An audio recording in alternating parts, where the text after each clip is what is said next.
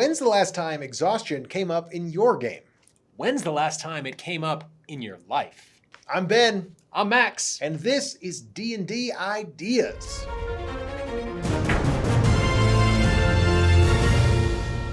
Sometimes we talk about Dungeons and Dragons. Sometimes we talk about Dungeons and Dragons and life. Either way, it's always about ideas. If you're in the mood for something a little different than the D&D videos you're used to, we got you. Today's D&D Ideas is on the intersection between D&D and life. As we've said, Dungeons and Dragons isn't just a game we love. It's also a tool that Ben and I use to help us make sense of our lives. It's more fun for us to talk about our thoughts in terms of spells, or life in terms of adventures, and chance as that ever-present 20-sided dice rattling just out of sight. It's like Thomas More says, slight shifts in imagination can have more impact on living than major efforts of change. Slight shifts in imagination, like framing the things we go through in terms of the games we love. It's helped us, maybe it'll help you too. There's a lot of things they don't tell you about being a lich. Minions and miniatures are hard to keep track of. They take up a lot of space and money. The copays are ridiculous. And they're far more fragile than you expect. Weak ankles. But thank the dark powers, I found tactical tokens. Do I love them? Lich, please. They're stackable, right-onable, and much easier to keep track of on a battlefield. Tactical tokens, the best-kept secret of necromancers and game masters everywhere. Lichin ain't easy, but choosing tactical tokens is. Until next time! How often do the exhaustion mechanics come up in your games? If you're like us, the answer is barely, if ever, which is kind of a shame. Yeah, not only do the 5th edition rules for exhaustion add nuance and complexity to the game, but they're handy in real life too. Before going down that rabbit hole, a recap and review of what those rules are and how they work in Dungeons and Dragons. There are 6 stages of exhaustion in 5e Dungeons and Dragons. The first level of exhaustion gives you disadvantage on your skills and ability checks. Add another level of exhaustion to that, and your speed is reduced by 1/2. At the third level of exhaustion, your weary body is treated to disadvantage on your attack rolls and saving throws, including death saves. Getting another level of exhaustion means your total number of hit points is cut in half.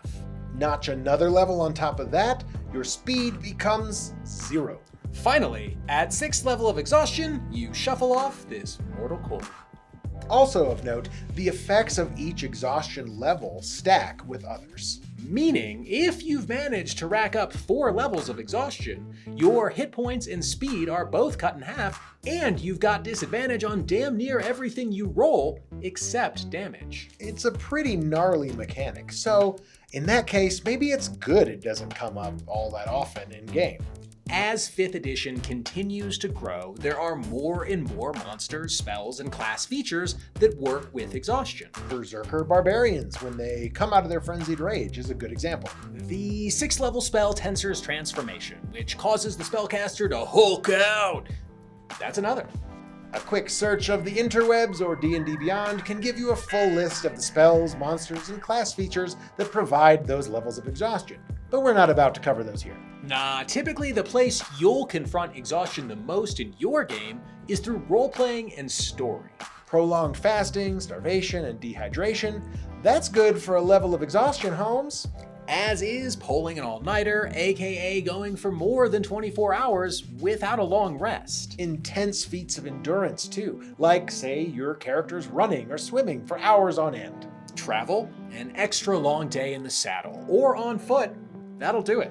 As will being exposed to temperature extremes. The desert heat and its scorching sun will drain you just as fast as those sub-zero Arctic winds if you're caught out in them.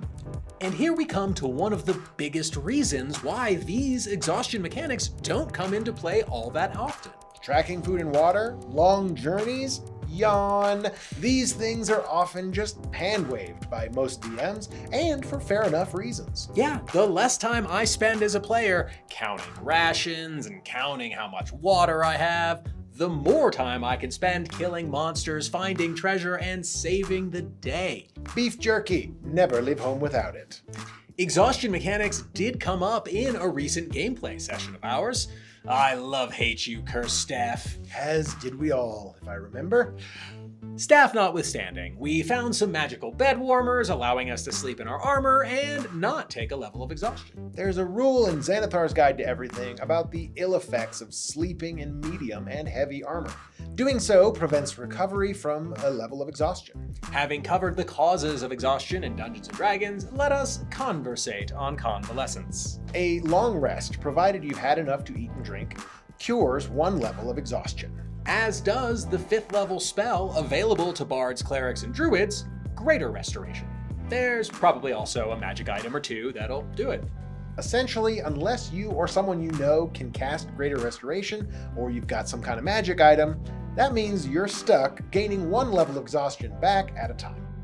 Debilitating effects that stack and are not easy to get rid of quickly make exhaustion a pretty nifty thing DMs can use to challenge their players. But as we said at the start of this video, Max and I aren't just talking about this to annoy players and curry favor with DMs on the table. Nah, we want to show you how this framework, the 6 levels of exhaustion, can help you think about burnout, overwhelm, and exhaustion in real life. WHO, in their... the World Health Organization, not WHO, called burnout an occupational phenomenon in its 11th revision of the International Classification of Disease. Gallup has all sorts of unsettling statistics from its 2019 study of full-time employees. It ain't good. Yikes. Now, I've felt it, and you probably have, are, or will too. Before completely derailing this discussion on burnout, let's step back and cover the 6 levels of real-life exhaustion. We'll return to burnout in the next video.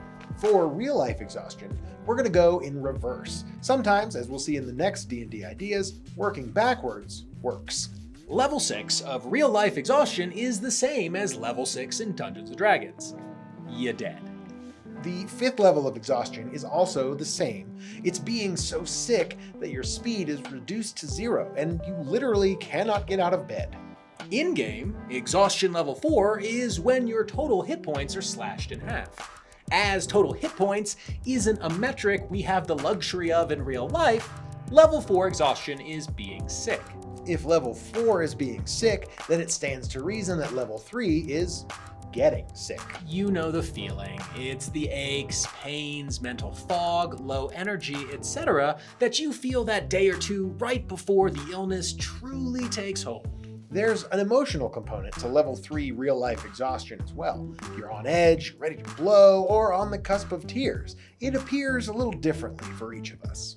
Those times when the littlest thing sets you off, whatever your type of off is what it means to have disadvantage on your saves in real life. Out-of-game level 2 exhaustion looks like being overwhelmed. Because remember, in-game, that 2nd level of exhaustion is where your speed gets chopped in half. A common element of overwhelm is that feeling of paralysis, of not knowing what to do next because there's so much you still have to do. As the weight of it all crushes down upon you in level 2 of exhaustion, it's easy to feel like there's no way out, that no matter what. Real-life level 1 exhaustion is burnout. The WHO... Who? No. The WHO defines burnout as a feeling of energy depletion, or exhaustion. Their words. Mental distance, feelings of negativity or cynicism, and reduced capacities. Sounds a lot like what having disadvantage on all of your skill checks and ability checks would be like, doesn't it? But here's the thing. The World Health Organization, WHO, definition focuses specifically on the workplace. However, when we take their criteria, feeling low energy, negative, cynical, and like you're not at your best, and apply those to a broader sense, that's when it gets real scary. Because low energy, negative, cynical, and not at their best describes how a lot of us feel every day. Yeah. Most people seem to spend most of their lives hovering between levels 1 and 2 of exhaustion. And that's shitty. So, if that's you or someone you know, hold tight. Max and I will be back with part 2 of our series on exhaustion, where we'll teach you how to cast Greater Restoration. We'll teach you some tips and tricks you can use to help you manage and, fingers crossed, remove your real-life levels of exhaustion. Shoutouts this time to the Flow Research Collective, Gallup, and Mike over at Arcane Eye. Hey, thanks for hanging out with us today. Did we pique your interests? Perhaps add a little magic to your day. If so, I'm vain AF. I'd love to hear about it. Drop a comment. If there's a D&D idea you'd like us to talk about, cast sending. Our email address is... If this kind of thing is your jam, then you're in luck, baby. It's ours too. Hit that subscribe button. To everyone who does and has, thank you. You are how we level up. Make sure to dispel that glyph of warding around your notification bell. We'd hate for you to get skipped and miss your next turn on our next video. PEAKDND, Dungeons & Dragons, Wednesdays, Saturdays, at least for now. Until next time, keep on climbing until you reach your peak.